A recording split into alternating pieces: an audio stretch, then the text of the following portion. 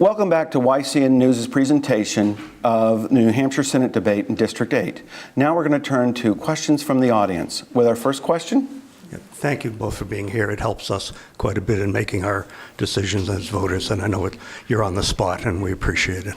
I've looked over both your Democratic and Republican platforms, and there obviously are significant differences in them.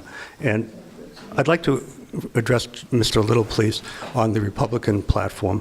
The Republican platform is against marriage equality and for a marriage of a man and a woman. Would you repeal the Gay Marriage Act? No. Okay, so you are not opposed to gay marriage at this point? No, I'm not. Good, thank you. I would not repeal the Gay Marriage And Act. what about women's choice? So in that respect, you don't particularly agree with the... No, I don't. Okay. What about in pro-choice? The Republican platform has personhood amendments which limit women's right to choose. Where do you stand on that? I disagree with the platform there also. I am pro-choice. And tax-funded parochial schools by the taxpayer? I don't think the party platform supports... It is. They support... No, what they support is the so-called voucher program, which allows businesses to make charitable contributions to a scholarship program that then can be used in any school. And I do support that. I believe in choice in education. It says repeal the Blaine Amendment to end discrimination against religious schools. That's taxpayer-funded schools. I don't support taxpayer funding of parochial schools. So, Linda, I'd like to have you get a chance to address marriage equality. Would you repeal that? Definitely not. Definitely not. I had the great opportunity of finally marrying the woman that I lived with and loved for 27 years 3 years ago. And it was a fantastic experience and gave us 1,000 different legal benefits that we had been denied for so many years. It was tremendous. So definitely. And there were three in this, the personhood? The personhood amendment I am very concerned about. I noticed that it was in the Republican platform. I noticed the Republicans vote for right to life. And personhood bill actually says that the fertilized egg is a person. And therefore, anything that happens to that fertilized egg after that is a criminal action, and that a doctor would be criminalized. And one of the things that first popped into my head was ectopic pregnancies, that there's a no-win situation. The woman's going to die and the baby's going to die unless there's interaction with that. And the last, public funding of parochial schools. One of the things I think that really spurred me to run was this thinly veiled voucher system. We have a constitutional mandate to provide free public education to our youth, to bring them through a public education system.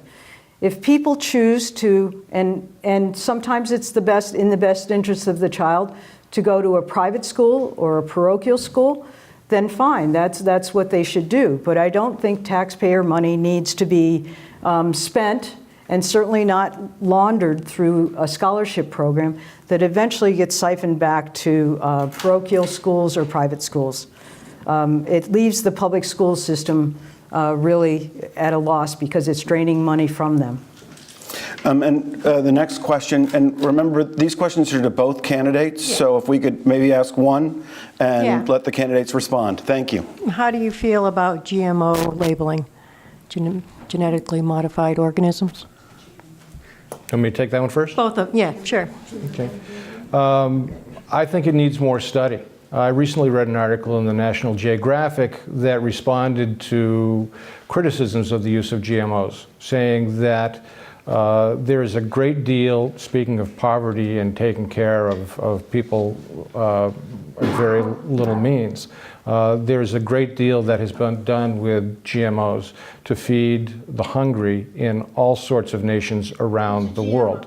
Growth modified organisms. Genetically modified. Genetically modified, thank you.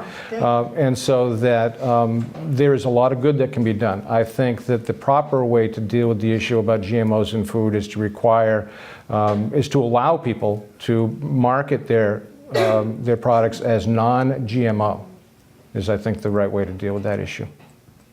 Linda? I think GMO labeling is a major issue, and I actually attended several hearings down at the State House on the State Agricultural Committee. I was there when the president of Stonyfield Farm talked about GMO labeling and how Europe actually has GMO labeling. And one of the big issues was how to label, how should New Hampshire be an anomaly and label theirs, and what that would do to industry around. But we now see that Vermont is requiring GMO labeling. I think people need to know what's in their food. I think if I buy corn, I should know what's in it. If it's got Roundup in it or some sort of genetic modification in that piece of material that I'm putting in my body, I should know about it. And I think it's coming. I really do. I think there's a lot of pressure for that type of labeling. John, can I do a quick Sure. response to that? I want to address the Vermont issue because they're generally leaders on very interesting agricultural policy. It needs to be pointed out that in Vermont, under their GMO labeling law, they have exempted dairy products, and they did that at the request of Ben & Jerry's, an enormous producer of agricultural products in the state of Vermont. And they did that because there were things that were so far beyond their control.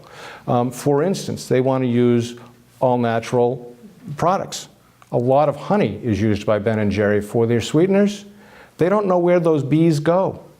They can travel up to 5 miles away to get pollen and nectar, and so they can't certify honey as non-GMO because they can't track the bees. So unless you have a big enough apiary so that you have 5 miles in all directions and you can control the flight of the bee in that manner, then you can't swear that you have GMO-free honey. And so because of that, Vermont has totally exempted one of their largest industries, one of their biggest providers of agricultural products. So that's the sort of problem that we have with this. That's why there needs to be, I feel, more study before we require labeling. Linda? Sure, I think you're talking more on the organic line than you are GMO labeling, but the growth hormone that was produced, put into the milk chain, feeding cows this growth hormone, when Maine stood up and said, we're going to label, people that use it have to label their milk as having growth hormone in it, everybody threw their hands up and said, oh, we can't do that. And now it's there, and we see it, and people can make a choice. I think people need to have a choice about what they eat and how it affects them. Agreed. And we'll go to the next question. Yeah. Yes, hi.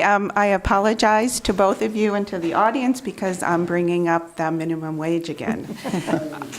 Sorry. I was wondering if you're aware of what happened in the SeaTac Washington area. Are you aware of that, what happened in there when they voted to raise the minimum wage? Yeah. And they did raise the minimum wage to $15 an hour, which is way above $8.25. And the businesses said, oh, I'm going to have to lay off workers. This big restaurateur, kept talking about how it's going to ruin his business.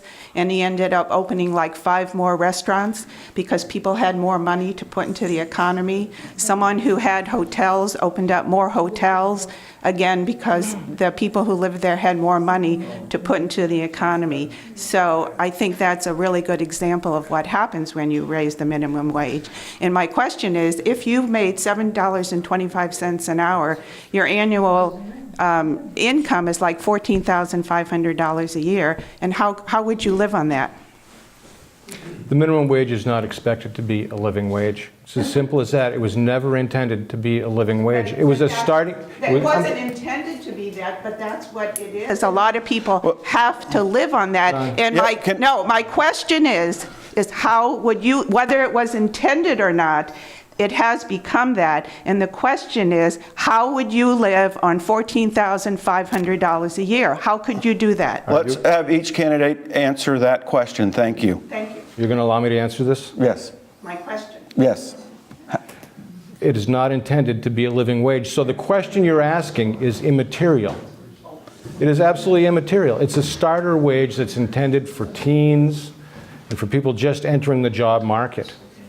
It's intended to help people get a start in life. It is not intended to be a living wage. The simple answer is you cannot live on $14,000 a year, but it is not intended at all, ever, ever, ever, ever, I see you're agreeing with me, ever, ever, ever, No, not ever, ever, ever, Not to be a living wage. Simple as that. Linda? Well, the stark reality is there are people living on the minimum wage. And the stark reality is that the average person is not a teen, it's a woman in her 30s who is significant breadwinner for her family, or even the only breadwinner for her family.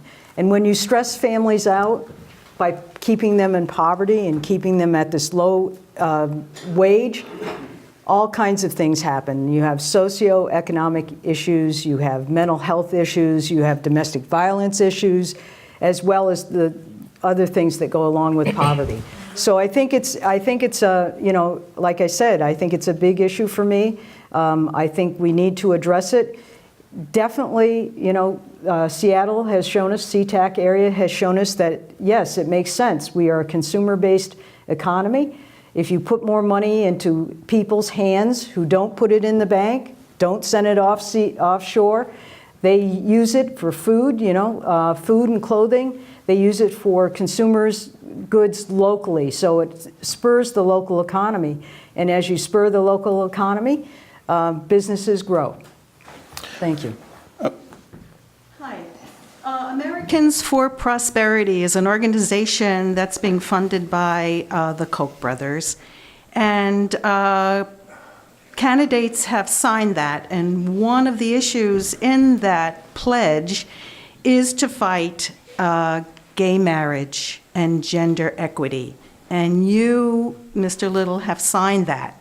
So I would like to know, how do you balance off saying you would not fight or rescind a gay marriage and then sign a pledge saying that you will? I'll let you handle Could it. you take a look at that? I'll let you do Thank this. you. I'm not going to get... This is the pledge you're referencing.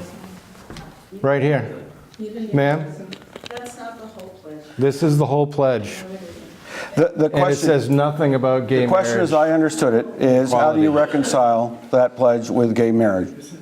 I don't reconcile that pledge because it's not on this pledge. It's not here. It is simply not here. This is it. Go online, print it off, and see it. Well, Can you elaborate what's on the pledge? this is it. The pledge says, cut taxes and fees and oppose any tax increases, cut spending and size of government, pass right-to-work law, oppose Obamacare, uphold both the New Hampshire and the United States constitutions. That is the pledge. I don't have to reconcile with this pledge at all. If it were on that pledge, I will disagree with it. I support gay. I signed this pledge. It's not on there. You're welcome to come up and take this copy if you'd like to see it. So it's not there. So, I mean, that's a huge red herring. And I've said before, and I will say again, I support gay marriage. I will not vote to repeal it. So I will not reconcile with it if it is, in fact, on some other version of the pledge that I haven't seen and that I have not signed. I don't have to reconcile to it because I am a supporter of that. To me, it's a constitutional issue. This is about life, liberty, and pursuit of happiness. And that doesn't say anything about sexual orientation or preferences. That's immaterial to me. The Constitution says we get to pursue life, liberty, and happiness. And so I support gay marriage. I've said it before here tonight. And the pledge I signed does not say anything about that, period. Linda, the question wasn't asked and you didn't sign the pledge, but I'm still going to give you a chance to comment. Well, A chance, I brought one for you. yeah, I don't sign pledges, and that was going to be my point, is that I made a decision when I ran for office, and you get pledges, you get questionnaires, you get all kinds of things in the mail, people wanting you to say right away where you're going to stand, where you're going to draw the line. And when you're in the legislature and when you're working from the position of a state representative or a senator, You're representing your people. You're representing your constituents. And they've elected you to office. And to sign a pledge puts you in a position where you either have to rectify it with the people that you signed the pledge with, or you have to listen to your constituents. And I feel that when I'm down there, I'm the strong, honest voice of the people. That's what I am. And I will never sign a pledge. And the other thing with signing pledges is that you never know what the legislature, what the final bill is when it comes before you. And believe me, there are a lot of devils in the detail. So all the negative ads that I've been getting and quoting me on different bills really don't matter, because you really need to see what all goes into that bill in order to understand why a person makes the vote that they do. And they're only beholding to their constituents. We're actually out of time in this. We have to go to closing remarks. Okay. Linda, you won the toss for the closing remarks. You'll go first, and then Jerry, you'll go second. Sure. Those are good tosses. As a teacher, coach, and state representative, I have spent my career working hard for the students, communities, and families. I've spent these last 2 years at the State House from the legislative side, working for the people, and not from the lobbying side, working for financial or big institutions. I will be a problem solver. I'll use common sense and reason to work for people for the district of Senate District 8. As I said, I will be a strong, honest voice for my constituents. In the Senate, I will continue to work across party lines as I have to strengthen our economy and support our hardworking families, to promote high-quality public education, to prepare our children for the 21st century and for a global economy. I'll use a responsible, balanced approach to ensure we make smart choices with each and every taxpayer dollar. This election is a critical tipping point. Will New Hampshire go forward with the progress and growth that we've made over the past 2 years, continue to provide health care to 50,000 people, many of whom could not get health care before, hardworking families in the state? Will we continue to fund our state university systems and our colleges, community colleges system? Or will we fall back under the radical agenda of people like Bill O'Brien and the Koch brothers that are really coming into our state? They're downshifting tax burdens to the local property tax. They sent the state into massive lawsuits and damaged our credit rating. I will be a representative of the people who know the concerns, knows our community, works for all the citizens, and will represent the people, not the pledges that we've taken. So thank you very much.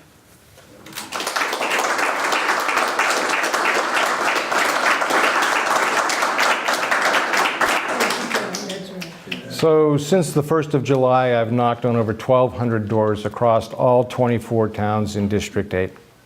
And when I've talked to people, nobody's mentioned minimum wage. When I've talked to people, what they've said is, I want a good job. I want a job that pays me well, that pays me a good set of benefits. I don't want a handout, just give me a hand up, and I'll do the rest myself.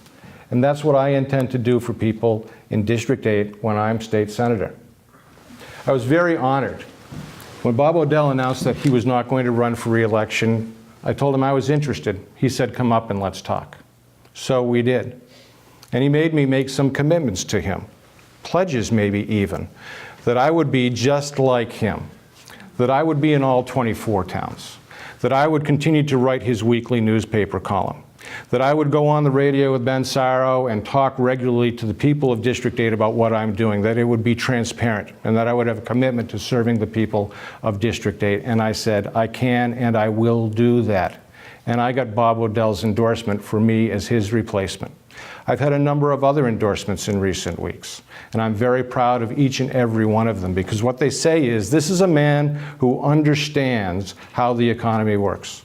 This is a man who understands that what New Hampshire needs is a better economy that needs jobs, and that the way that we do that is we get the unpredictability of our economy under control.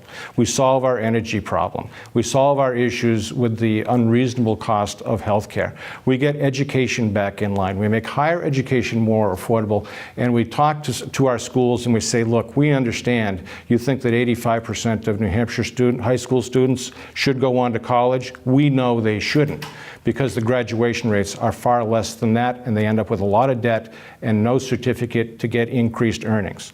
This is about the economy. This isn't about left-wing or right-wing talking points. This isn't about being divisive and tossing up boogeymen. This is about working together in a bipartisan manner to make New Hampshire better, and I will do that. Thank you.